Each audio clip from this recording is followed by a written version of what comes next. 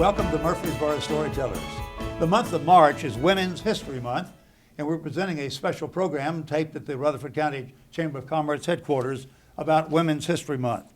The large majority of ancient cultures were patriarchal, and they practiced customs that held women in low esteem and limited their freedom. Through the centuries, many courageous women have stepped forward to fight inequality and to champion causes for the benefit of society.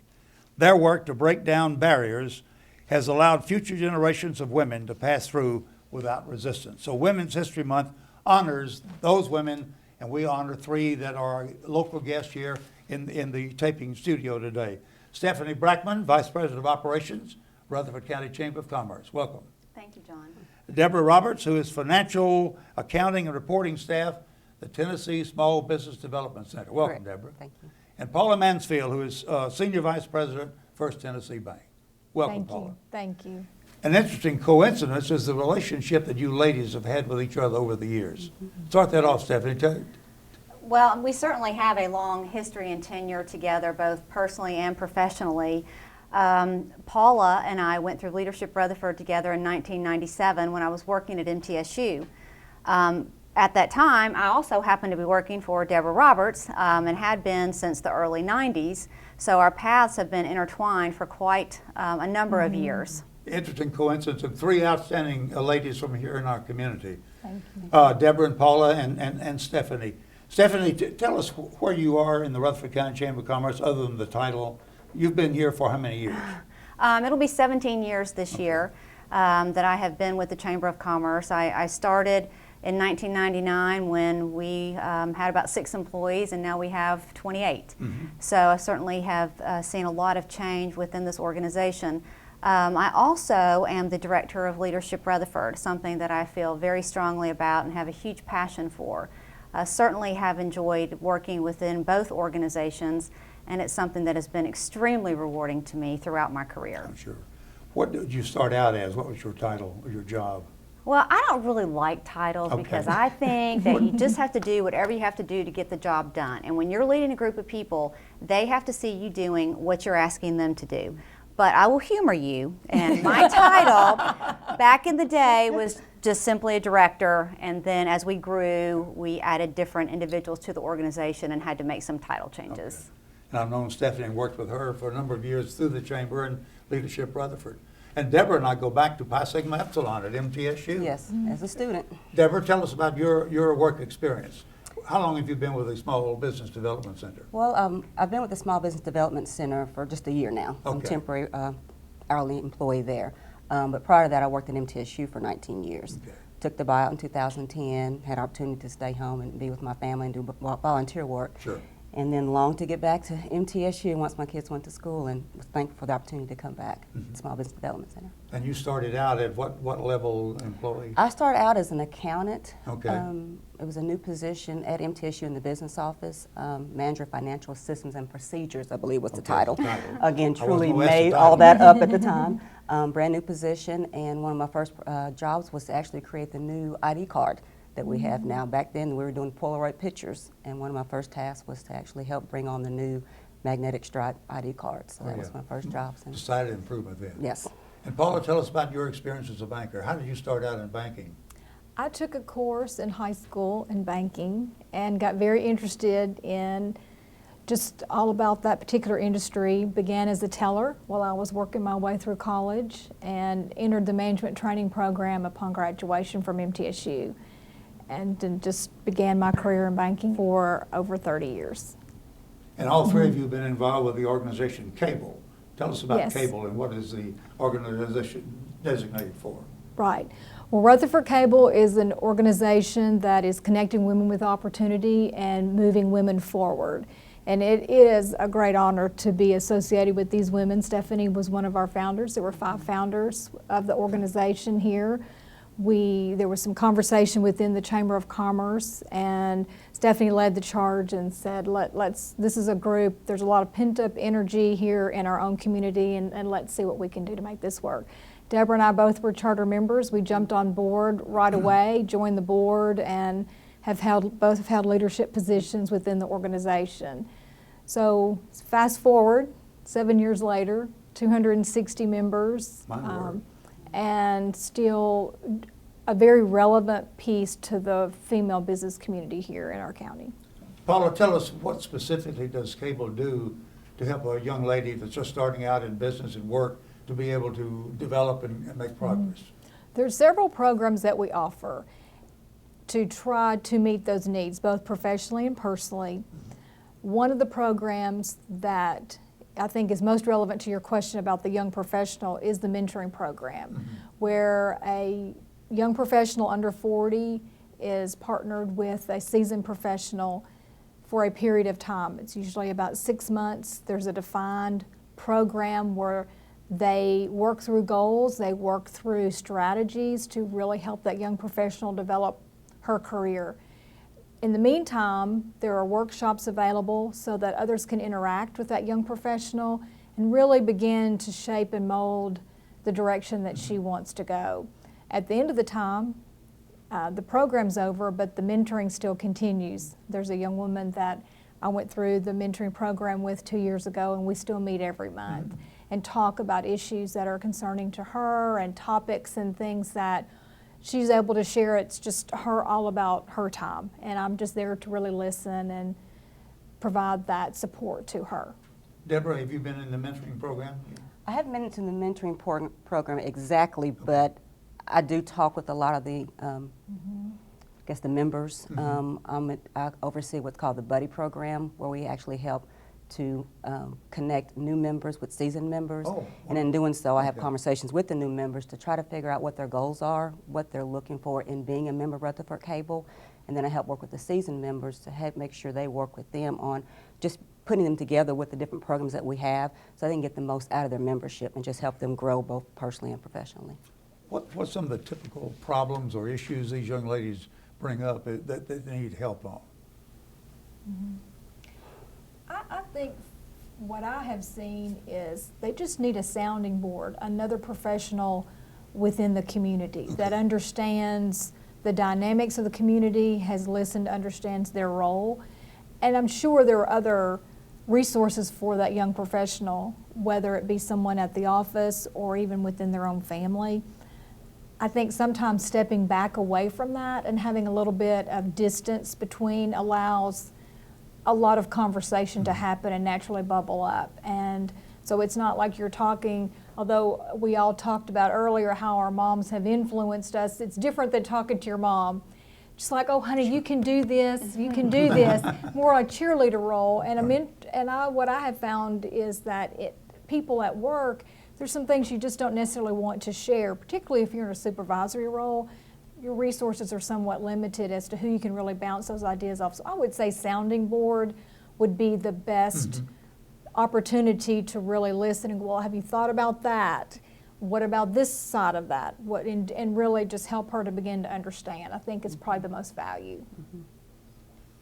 Stephanie, when working with Leadership Rutherford, I'm sure this helps to develop and broaden the experiences of those involved, particularly the women or just all of the members? I really have to say all of the members. They all have the equal experience of Leadership Rutherford, and truly with Leadership Rutherford, just like many other programs, all I can do is facilitate and provide the foundation for what they should be exposed to during this program year that they have together, but what they actually give to the program and what they take away is ultimately up to them. And I really can't say that the program has influenced men or women any differently. In thinking about Women's History Month and the challenges that women have met over the years, how about the three of you? Have you had challenges, drawbacks because you're a woman? Have you seen that at all anymore? Do you see that? What I have seen in 30 years, of course, when I began my career at a financial institution in Nashville, I only worked with men. The women within the office were in a very entry-level position. So the people that I was surrounded with were all men. I think the culture today, I work in an office, I'm still surrounded by men. I think what has changed is the value of what a female perspective can look like and add to the conversation, where I felt maybe earlier in my career, maybe just because I was young, but I think it was more female, it was more like very dismissive. Yeah, well, okay, so then we're going back to whatever the men of the conversation we're adding to, where now I feel like that's more of a value and more relevant and certainly more accepted. And so many times now, within my workplace, men will say, "What's your opinion?" That did not happen years ago. And I think that's a very important change to the conversation. That's a lot of progress. It is a lot of progress. How about you, Deborah? I think when I first got to MTSU, again, I was in the business office, and then the vice president of business and finance at that time, asked me to come and work for him doing special projects. And he looked at my skills and wanted me to progress within the university and wasn't necessarily looking at an opening, but wanted to try to help me succeed in any opportunities that came along at MTSU. And so in doing so, I think that really helped me progress further at MTSU. And in looking at that time, there weren't a lot of upper level administrative women at the university in the early 90s, but as the years went on, you saw more and more people progress and women progress. And after working him for a little while, he then gave me, some major departments to oversee. So then I found myself, rising up and then just working right there alongside him and then very closely with the president. So at that time, I did see a lot of progression come along, and I was very thankful that he saw me and gave me that opportunity to rise up and take advantage of the opportunities. And Stephanie, here at the Chamber, many of the women are in leadership roles, are they not? They are. I have to say, within my professional tenure, both in education and the nonprofit world, there have been a lot of women who are in leadership positions. I will concur with Deborah about the progressiveness within MTSU and elevating women to more leadership positions. In the Chamber of Commerce world, it is quite common to see women in leadership positions. In our earlier conversation, you mentioned there have been a lot of women that really influenced you and helped you to make the progress that you've enjoyed over the years. Tell us how that's worked.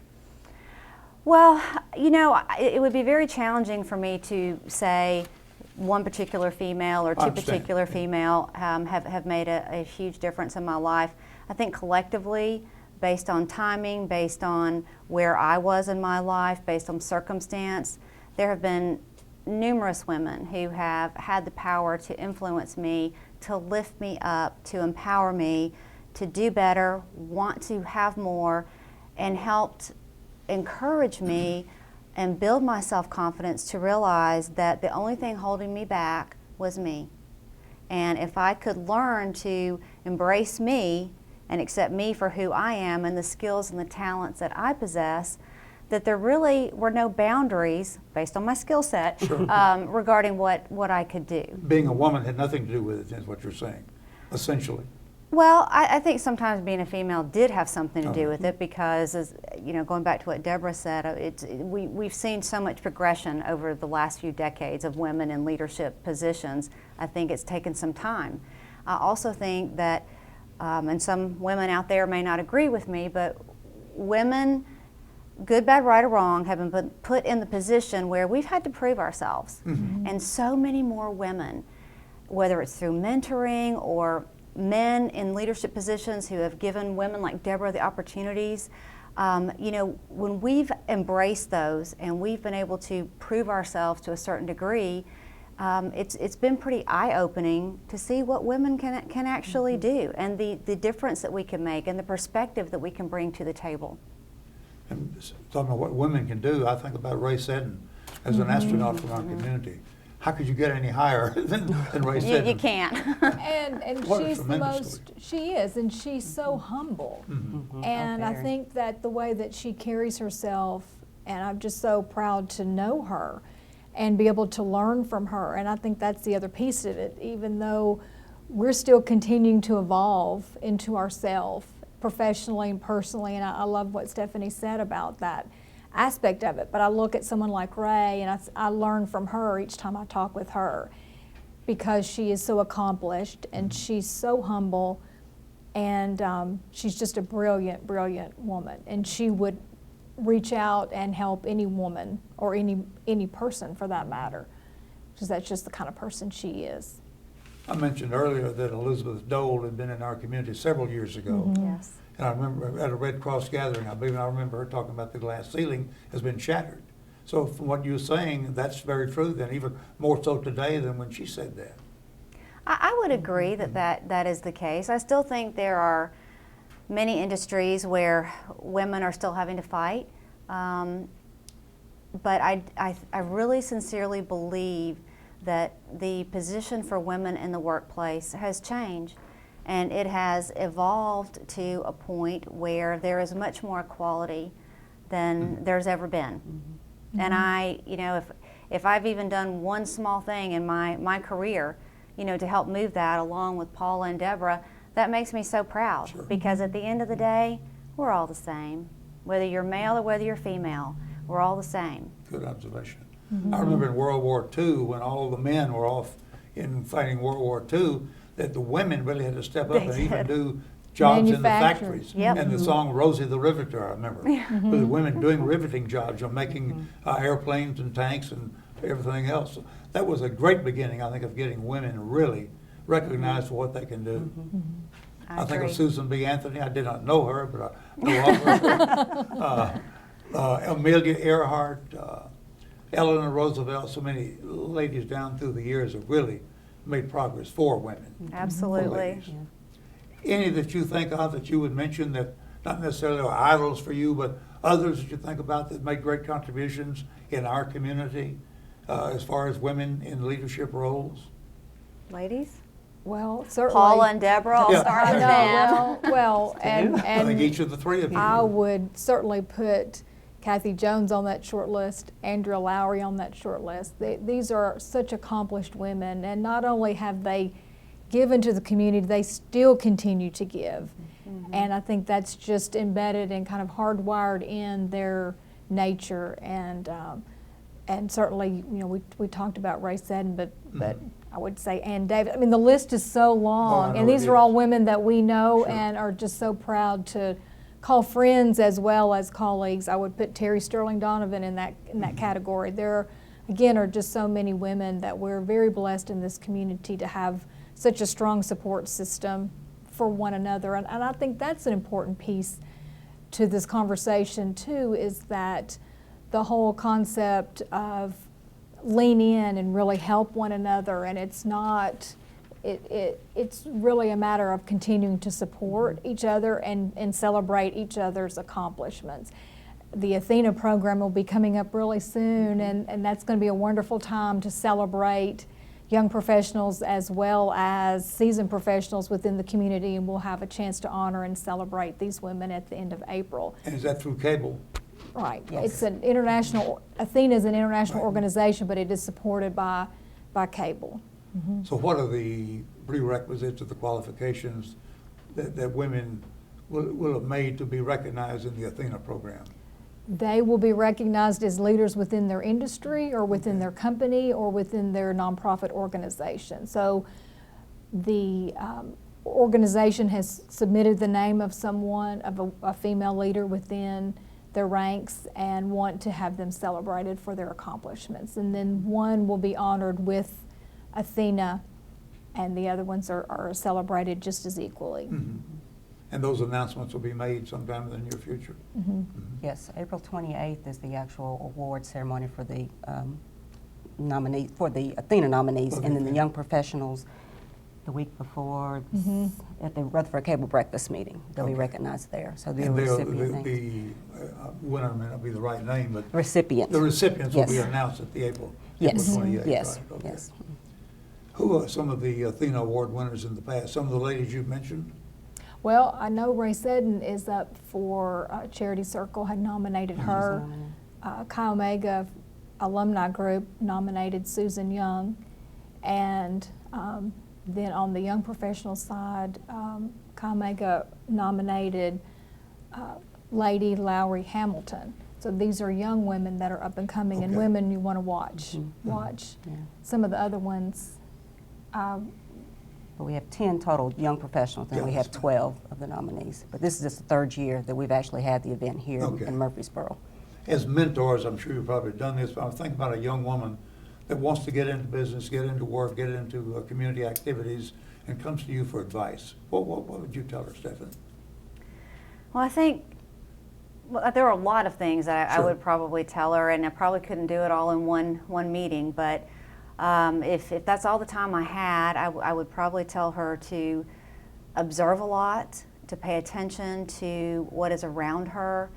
It's wonderful to be assertive to a certain degree and embrace what you're trying to learn or try to get into, but there's also always a learning curve, and you've got to be part of the learning process. That doesn't mean don't ask questions, but it's certainly something that you've got to be patient as you move towards the goal that you're ultimately going towards. Maybe I'm kind of old school, but I just have some basic principles, and some of them are just, have work ethic. Do your job, do what you say you're going to do. Be on time, that's really important. Oh, Pet peeve, you're not on time. But be true to yourself along the journey, and learn as much as you can learn, and share that with other people as you go along. And again, I could go on and on about this, but I'll just kind of end it with that. Okay. How about you, Deborah? What would you think of?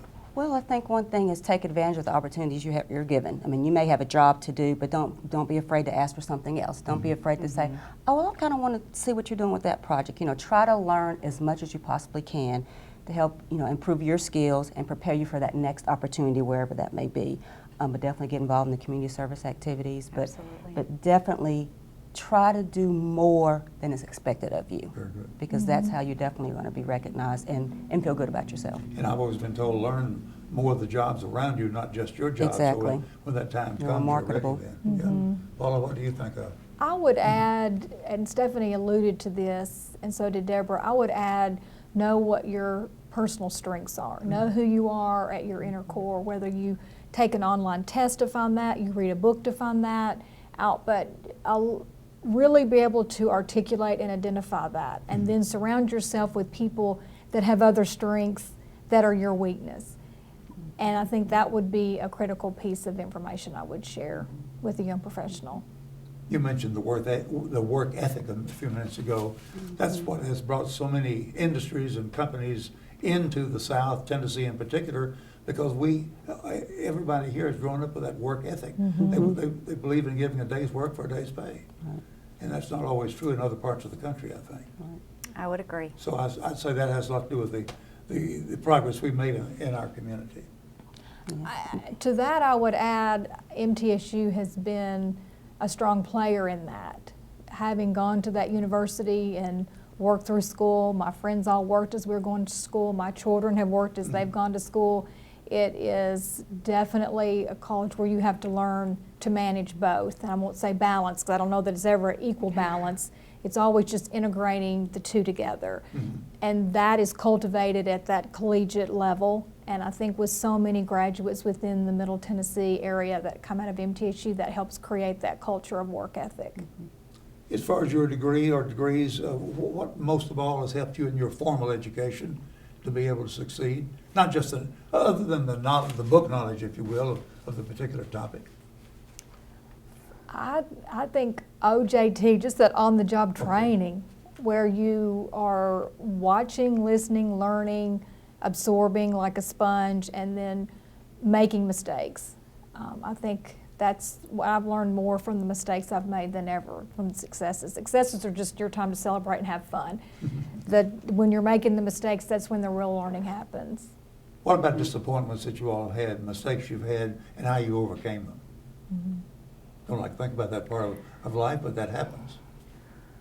I think. Does that bring a thing to mind? I think the biggest. Well, there have been a lot. I know. I didn't mean for that. Yeah, but that's part of what's made me who I am today. Okay. I couldn't have the setbacks, the disappointments, and the failures, and embrace those and evolve to be Stephanie Brackman today if I hadn't been through that. I would have been a totally different person. I will say that one of the most pivotal turning points from a disappointment standpoint was many years ago when people didn't believe in the skills that I had. And I probably would have lost a job that at the time was very important to me if I hadn't had some other people in some different places kind of put the brakes on it and say, no, she's got some real skills. Let's work with her. Let's cultivate her. She's got what it takes. She just needs some help. So the door didn't just shut on me. Okay. They took me, they lifted me up, and they gave me the opportunity. And I really think that, you know, you use the word disappointment, but that, I'm going to change it to pivotal. That was the most pivotal time in my professional career. Having somebody believe in me and give me that second chance to show that I could do something significant and phenomenal with the rest of my life. Pivotal is a much better word to describe that. How about you, Deborah? Will you reflect back? Well, mine will be a little bit different. Of course, I guess the turning point would have been when I got the opportunity to move up Sure. to the vice president's office. So that definitely made a huge difference in the remaining 17 years that I had at MTSU. I mean, I could just go on and on and on about that. That was truly the best time of my life as far as professionally. There was a time that I started working part-time to spend more time with my kids, but I was still working at MTSU. Sure. But it was a time when we were going through some budget crisis within the state. And so there were some programs that I was very passionate about, had to be downsized. Stop, yeah. So that was a tough time for me because I had just been so used to just really, really working very hard and just trying to get something done every day. But at that time is when Rutherford Cable came along. And I will have to say that organization allowed me to utilize my skills more so than I ever thought I could, because at that time my skills weren't being utilized as much just because different things were changing. So And that's a hard place to be. It was very hard at that time. Doing so much. Yeah, and I was still given opportunities. Don't get me wrong, but I was, Sure. I want to do more and more and more. And so I was very grateful for that opportunity at that time for Rutherford Cable to come along. And like I tell people, it really saved me at that point in time. Is cable an acronym? No. It is not. No, it's just more creates the visual of links of a chain. Okay. And the fact that when you connect them all together, the rope is stronger, the cable is stronger. Connected Paula, how about together. you on any disappointments or setbacks? I can remember a very critical time. I had made a decision to leave an organization and went into what I thought was a better situation for me at that time when I was a young professional. I realized quickly that I had made a mistake. I should not have left the other organization. I went back to my boss at the time and said, 6 months later, and said, I've made a mistake. I would like to come back. And her words were, really, because you made your bed, now you lie in it. The door is closed here. And that was very difficult I'm sure. time for me to process. Because I thought, well, gosh, I've done a great job and you didn't want me to leave, but now you're saying no. And what that did was it taught me a lot of really hard life lessons about careers, and we've talked about do what you say you're going to do when you say you're going to do it, and things that just make you just pause and look deep within yourself to realize. And so I made the best of the situation and moved on, but it was a very difficult time. Well, thank you, ladies, for joining us for Murfreesboro Storytellers, and March being Women's History Month. You've done a great job in explaining your lives and your work and your successes, and hopefully that's been a benefit to others that watching the program. Thank you, Stephanie Brackman with the Rutherford County Chamber of Commerce, Deborah Roberts with the Small Business Development Center, and Paula Mansfield with First Tennessee Bank. Thank you. Thank you.